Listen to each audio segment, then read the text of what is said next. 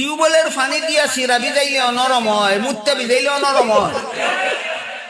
কোনটা কাজে কোনটা খাবি?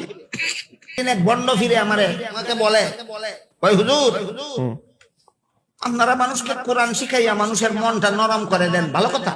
ভালো কথা। আমরাও গান বাজনা শুনাইয়া মানুষের মন নরম করে দিই, আমাদেরটাও খারাপ না। ঠিকই তো কথা। আমারে সাপোর্ট দিয়া আমার সাপোর্ট নিতে চায়। ভালো, চমৎকার। আমি বললাম ঠিক বলে, আমরাও মানুষের মন নরম করে দিই, কোরআন হাদিসের কথা বলে। তোমরাও গান বাজনা শুনাইয়া মানুষের মন নরম করে দাও। নরম হওয়াটাই আসল কথা। ওই হুজুর আপনি বুঝছেন, সব হুজুর এত কথাটা বুঝে না। আমি বললাম হ্যাঁ, আমি কতটুকু বুঝছি আমি কইয়া শেষ করি। দাঁড়া। টিউবওয়েলের পানি দিয়া সিরা ভিজাইলে নরম হয়, মুত্তে ভিজাইলে নরম হয়। কোনটা কাজে কোনটা খাবি? গেছে কত আটকে।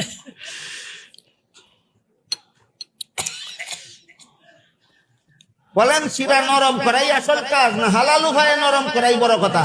হালাল উপায়ে মানুষের মন নরম করাই আসল কাজ, না কোরআন হাদিসের কথার দ্বারা নরম করাই আসল উদ্দেশ্য? কোরআন হাদিসের আসল। শরীয়তের হারাম থাকে না। শরীয়তে গোবর খাওয়া হারাম। মৌলবীরা কইব এটা শরীয়ত। তোরা তো মারিফত করবি, তোরার লাগি তো গোবর খাওয়া হারাম না। ভাত না খাইয়া গোবর খা। শরীয়তে বলদের পেশাব পান করা হারাম। মৌলবীরা কইবে এরা শরীয়ত চন্দ্রী।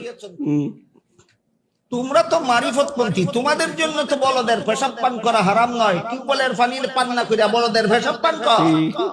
আঙ্কেল মুঝে বাঁচালো।